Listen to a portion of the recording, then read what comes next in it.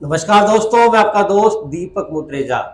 हरियाणा के अंदर लोकसभा की चुनाव के बाद एक सीट राज्यसभा की भी खाली हो चुकी, क्योंकि दीपेंद्र हुड्डा जी पहले राज्यसभा के अंदर एमपी थे।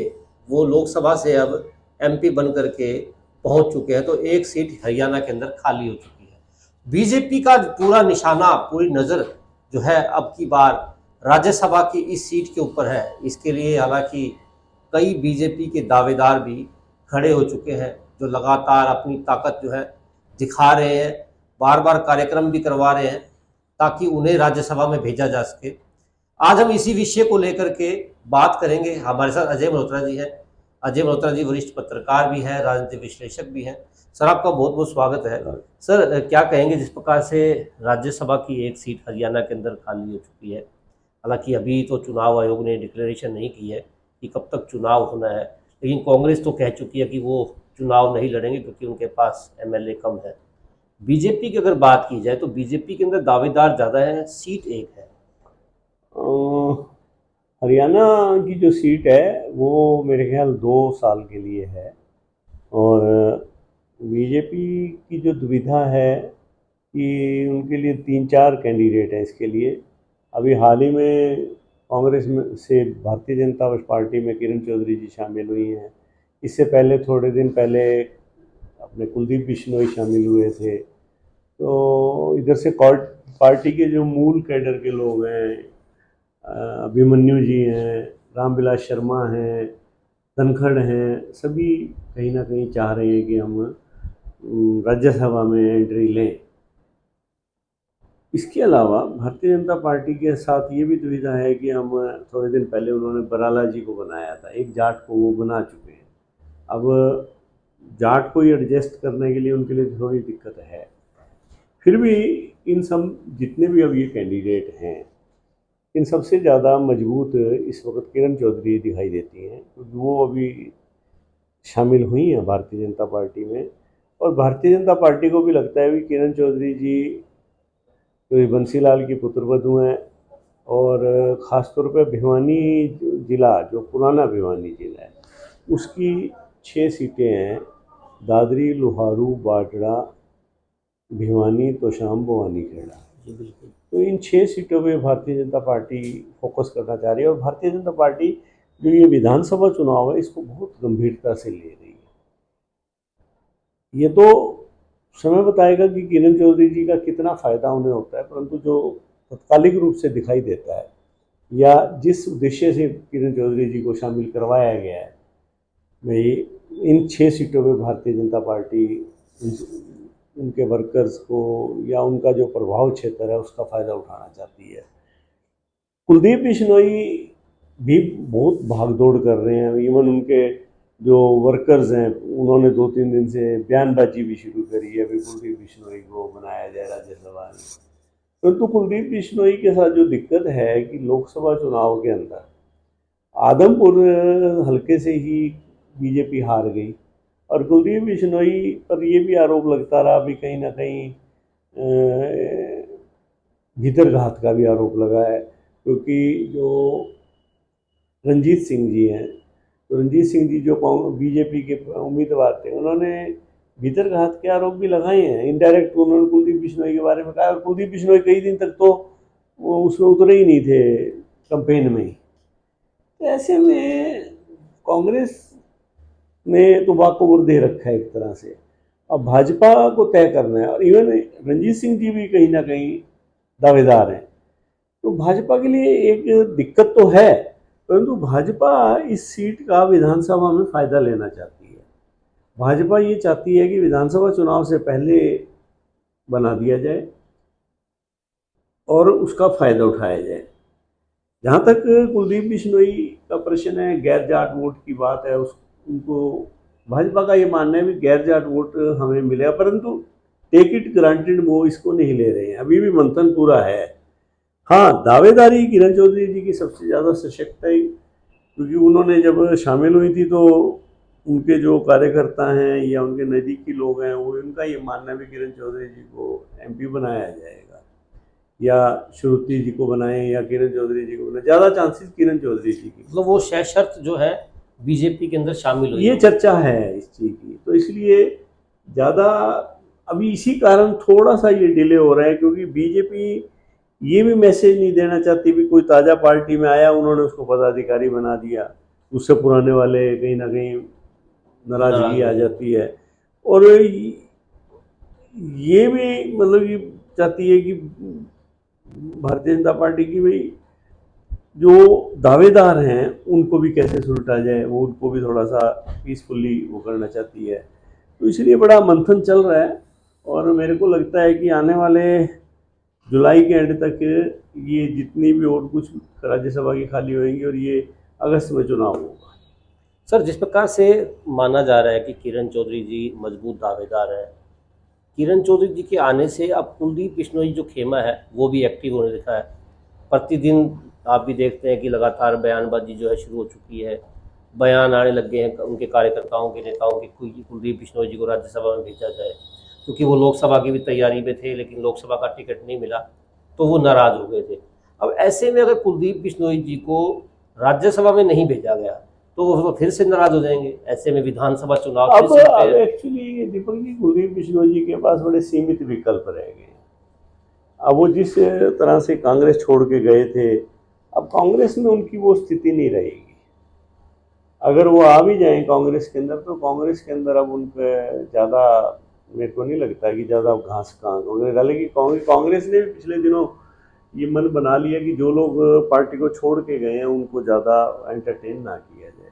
तो कुलदीप बिश्नोई के पास विकल्प बहुत थोड़े हैं, परंतु वो प्रयास पूरा कर रहे हैं वो भी। बात की जाए सर रामविलास शर्मा जी की या फिर कैप्टन अभिमन्यु जी की, वो भी, और धनखड़ जी की भी, वो भी लगातार जो पार्टी के उनके आका है उनके पास लगातार दौड़ धूप कर रहे हैं कि ये सीट जो है उन्हें मिल जाए, ताकि आगे जो 2 साल हैं वो आसानी से कट जाएंगे, सारी व्यवस्थाएं पूर्ण हो जाएंगी। रामविलास जी का मेरे को ये लगता है कि जहाँ तक रामविलास जी का प्रयास तो है, परंतु साथ में वो ये भी चाहते हैं कि उन्हें या उनके परिवार में से किसी को विधानसभा की टिकट मिले महेंद्रगढ़ से।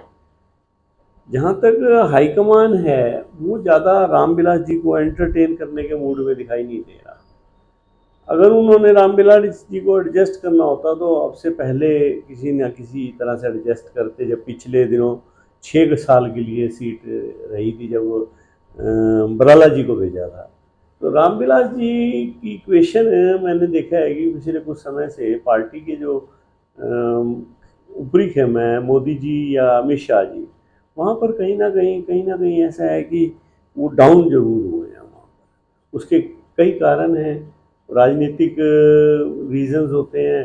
तो रामविलास जी को टिकट तो नहीं मिलेगी, हाँ प्रयासरत जरूर है, परंतु पार्टी किसी भी लेवल पर वो विधानसभा चुनाव को नज़र में रख के चल रही है, और किसी भी लेवल पर किसी तरह का मैसेज नहीं देना चाहती पार्टी की, किसी प्रकार की रिजेंटमेंट है पार्टी के अंदर किसी चीज़ को लेके, क्योंकि उसका फिर विपरीत, क्योंकि हरियाणा के अंदर अब विधानसभा चुनाव के अंदर बड़े कांटे की टक्कर है भारतीय जनता पार्टी और कांग्रेस की।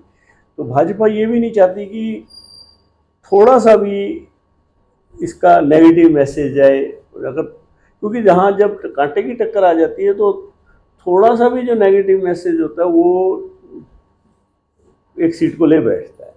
तो भारतीय जनता पार्टी अब पूरी गंभीरता से चुनाव लड़ने में लगी हुई है। अमित शाह जी आपने देखा पिछले दिनों आए भी हैं यहाँ, और उन्होंने यहाँ तक कि मनोहर लाल जी को भी एक डायरेक्ट संदेश दे दिया उन्होंने, भाई अब आप नहीं हो मुख्यमंत्री और नायब सैनी जी हैं, मतलब कि वर्कर को भी एक डायरेक्ट मैसेज दिया है। भाई अब चाहे मनोहर लाल जी की क्या स्थिति है सेंटर में वो अलग विषय है, परंतु उन्होंने स्टेट में मैसेज दे दिया कि स्टेट के होली सोली हम नायब सैनी हैं। और आपने पिछले 3 दिनों से देखा होगा मनोहर लाल जी कहीं ज़्यादा सक्रिय भी दिखाई नहीं दे रहे हैं अब। मनोहर लाल जी को एक तरह से जवाब मिल गया सर हरियाणा हाँ, उनको उनका एक्चुअली भारतीय जनता पार्टी का ये मानना है मेरे हिसाब से, जिस हिसाब से मनोहर लाल जी को हटाया भी गया, कि उनको ये लग रहा था कि हरियाणा में एंटी इनकम्बेंसी है मनोहर लाल जी की। हाँ, लोकसभा में इसलिए ज़्यादा उनको पीछे नहीं किया कि लोगों को ये पता ना चल जाए। अब भाजपा ने देख लिया भी अब लोकसभा हो चुका है और अब मनोहर लाल जी को पर्दे के पीछे कर दिया जाए, और कर दिया गया। और अब विधानसभा सीट, जहाँ तक राज्यसभा सीट का मामला है, उसको भाजपा तय तो कर देगी, और मेरे को लगता है कि किरण चौधरी जी को ही ये सीट मिलेगी, बट भाजपा सारे लूप होल्स को प्लग करके देगी ये सीट। एक चीज़ और भी है सर, मनोहर लाल जी को ही इसका पूरा श्रेय जाता है किरण चौधरी जी को बीजेपी में शामिल करवाने का। तो कहीं ना कहीं जिस प्रकार से उनके जो जानकार हैं, राजनीति के भी जानकार हैं, वो भी ये कहते हैं कि कहीं ना कहीं किरण चौधरी के साथ कमिटमेंट हुआ है कि उनको राज्यसभा में और श्रुति चौधरी जी को तो शाम विधानसभा में जो है चुनाव लड़वाया जाएगा। ऐसे में नहीं लगता कि मनोहर लाल जी को जब पर्दे के पीछे कर दिया गया है तो कहीं वो जो शर्तें थी वो शर्तें धरी की धरी तो नहीं रह जाएंगी? नहीं, राष्ट्रीय स्तर की पार्टी है, मनोहर लाल जी ने भी अपने लेवल पे तो शामिल करवाया नहीं होगा, कहीं ना कहीं जो राष्ट्रीय स्तर के नेता हैं उनको कॉन्फिडेंस में लिया होगा उन्होंने।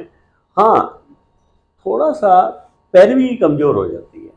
आप मनोहर लाल जी खुद की जब आपने देखा हो पंचकुला मीटिंग में जिस प्रकार से उनको पर्दे के पीछे किया गया, जो तरीका था अमित शाह जी का मंच पे आके कहना भाई किसी को गलतफहमी नहीं होनी चाहिए, तो मतलब कि उससे आदमी एक खुद डिमोरलाइज थोड़ा सा होता है, तो उसको लगता है भाई तेरे को साइड लाइन किया जा रहा है।